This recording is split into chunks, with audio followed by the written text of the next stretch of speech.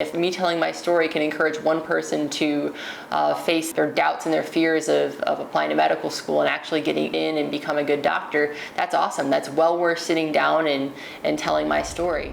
Hello, and welcome to Med School Uncharted. My name is Angela. I'm a third-year medical student doing my core clinical rotations here in Guam.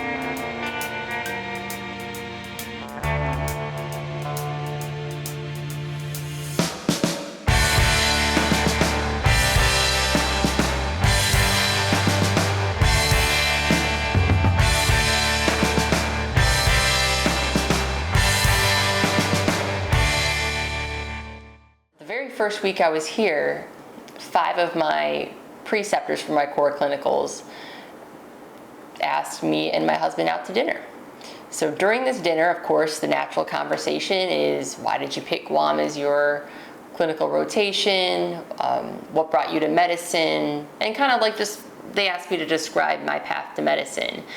And of course, I did. But as I was giving this description, it kind of reminded me how atypical my path is. I know that I've, kind of the repeating theme on Med School Uncharted is talking about non-traditional paths to medicine. And I think in this channel, I never really gave a clear description of my path to medicine, what made it unique, why it's non-traditional, and why I'm so passionate about it. So, like I said, kind of inspired with that dinner conversation that I had with my preceptors, I want to do a video where I do talk about my path to medicine, why I chose medicine as a career. So that's what this is going to be about. Maybe you are a non-traditional medical student or a pre-med student. Maybe you've tried to get into medical school and you didn't get in, or if you just haven't even applied because you think that you're not the applicant medical schools are looking for, maybe stay tuned in, maybe listen, and hopefully get some encouragement just from my path. And if me telling my story can encourage one person to face their doubts and their fears of applying to medical school and actually get in and become a good doctor, that's awesome. That's well worth sitting down and telling my story. So here it is. So before going to college, before pre-med, I grew up on a farm in Michigan, as me and my sister explained, and I explained, I think, in the first video. There was 10 kids in my family, and I was the middle child. My dad was a paramedic, and he told amazing stories about working on the ambulance, the different patients he took care of, the car accidents, the different, all the medical emergencies that he responded to, the lives he saved. And these were amazing stories to hear. I always hung on to every word, and it was very cool.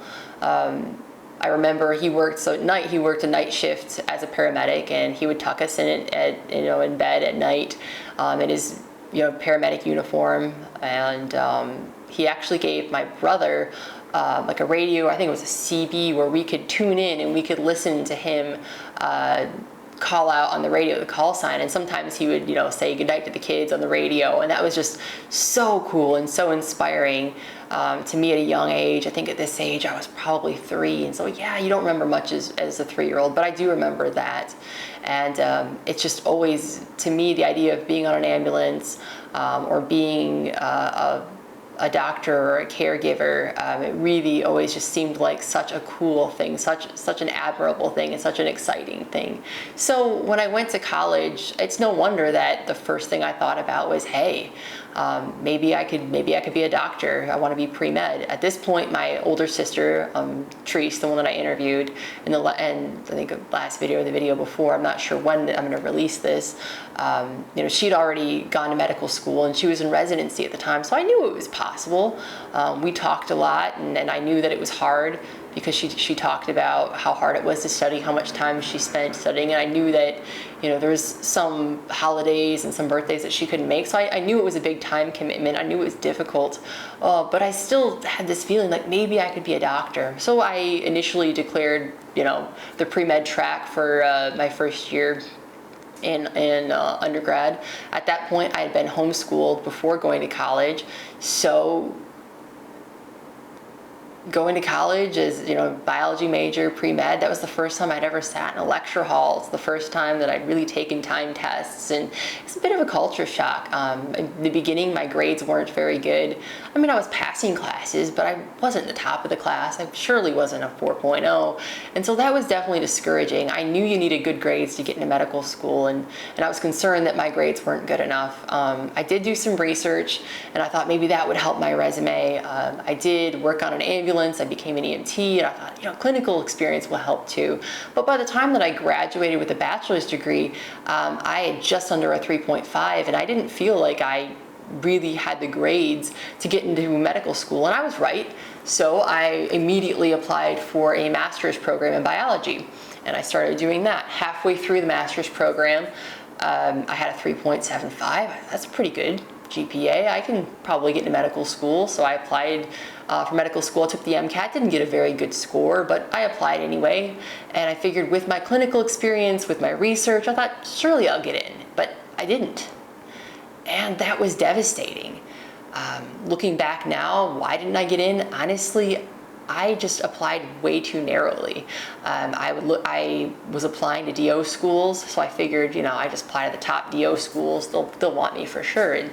And maybe my personal statement wasn't good. I don't remember, but for whatever reason, 10 years ago when I applied to medical school, I didn't get in. And rather than immediately reapplying, immediately retaking the MCAT, I just decided to stop trying. So I just kept working. I kept working on the ambulance. After that, I kind of felt like I needed a challenge, so I worked for the medical examiner, and I was a medical examiner investigator in the county that I lived in. And that was interesting. I went and I responded to death scenes, any type of death. It could be natural, accidental, or a homicide. And I would have to go and try to figure out cause and manner of death. I would take pictures, I would communicate with the medical examiner, I would interview family of the deceased, and it was a really interesting job, and it really made me think a lot and kind of like work on my investigative skills, and I did that for almost a year, and then I decided I'd had enough, and I went and worked for an emergency department, and I was an ER tech. So all I needed was my EMT license, and I got to work right there in the ER in the thick of it, doing EKGs, doing lab draws, patient transport around the hospital, and honestly, just being an extra set of hands for the doctors and the nurses there. It was a teaching hospital, so I was working alongside residents and medical students and attendings, and I got to see that dynamic of how people learned while practicing medicine. I really liked that. I liked seeing the discussions of like what to do with this case, and what's the next medicine we should give, and what's the antibiotic that's going to work for this septic UTI, all this stuff. I really enjoyed it, but the thing that kind of kept nagging at me was the fact that I was working beyond, beside doctors, medical students, and residents, and I just couldn't ever forget the fact that that's really what I wanted to be doing, but I'd given up. So I did that for I think maybe 4 or 5 years. I'd have to look at the exact dates to remember exactly how long, but it was at least 4 years, maybe 5. And I was just noticing that I was feeling very discontent, very frustrated. And I had a patient in the ER who was a retired police officer, and we had a good conversation, and he just was like, you seem like you have the temperament for someone that could be a police officer. At the time, I was doing a lot of CrossFit. I was in pretty good shape. I liked to run. He's like, you could definitely do it physically. He's like, you seem like, like you're confident, and you could probably be a good police officer. And I was like, well, gee, I thought about it. To me, it's always been a career that I've admired, and I didn't know if I had I didn't know if I was tough enough. I didn't know if I was disciplined enough. I didn't know if I would be good at it. But he encouraged me, and ultimately I decided to apply for the local sheriff's department. Going back a little bit, when I was an EMT, the county I worked in had this really interesting job. It doesn't exist very many places in the world, as far as I know. Correct me if I'm wrong. But it was a job where you had this combo of police officer and paramedic.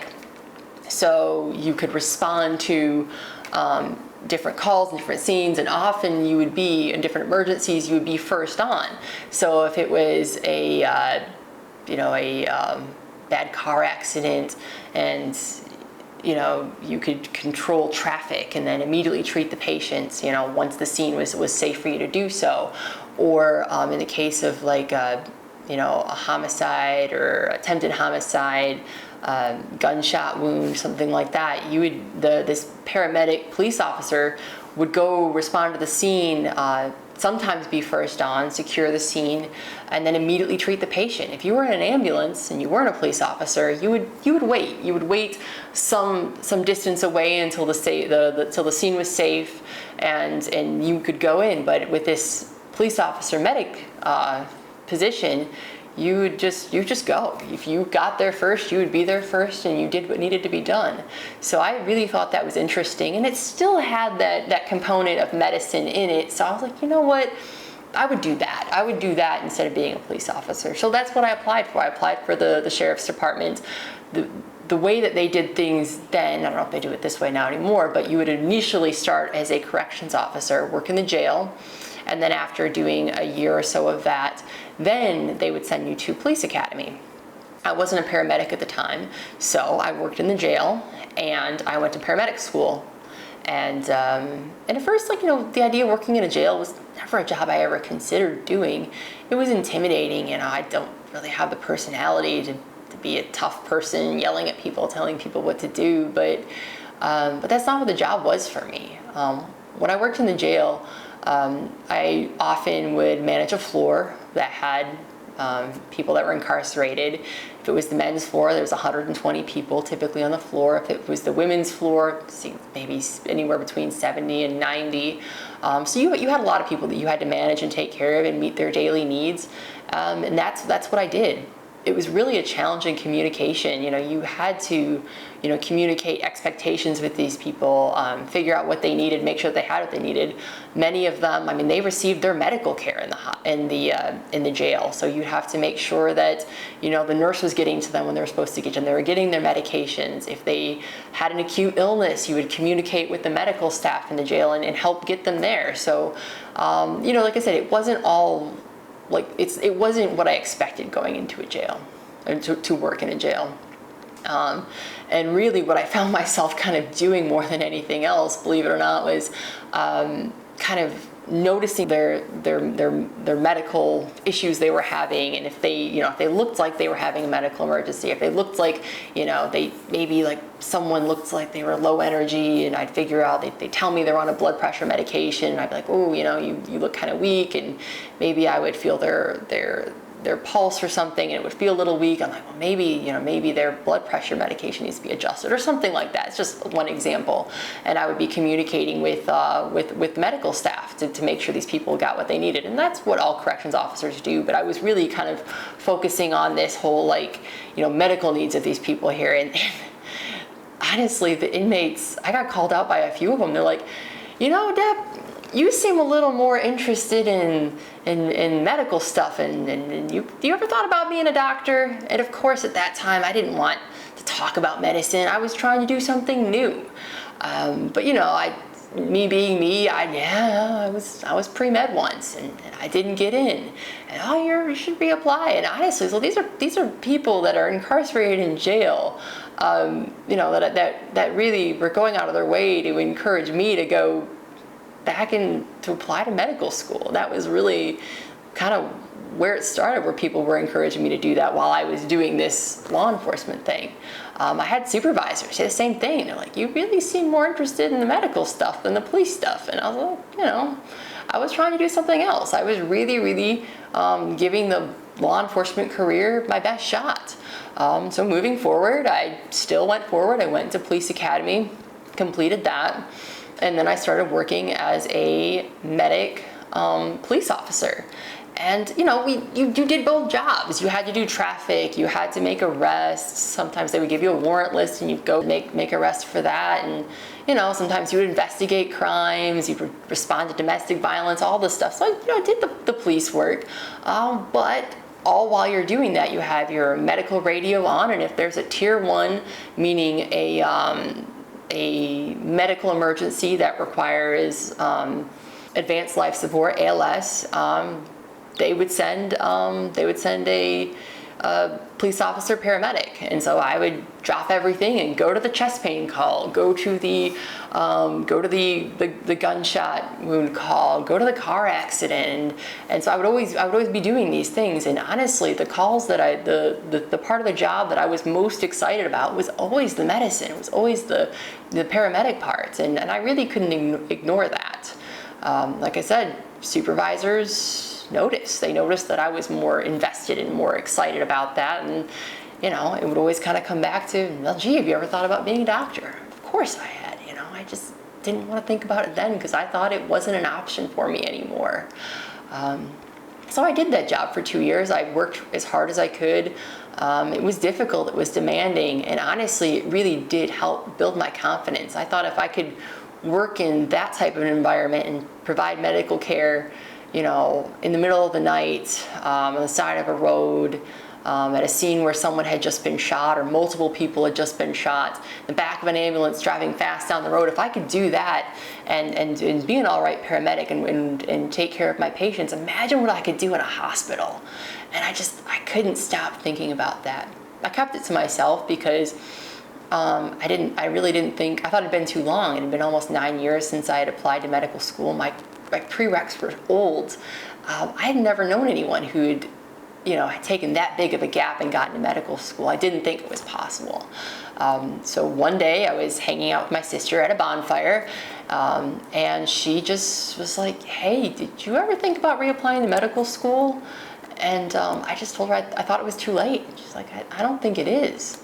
I mean, she didn't know for sure, but she encouraged me to dig into it, to apply to medical school. Obviously, I had to study for the MCAT and retake that again, which I wasn't excited about doing. But I did it. I thought, you know what?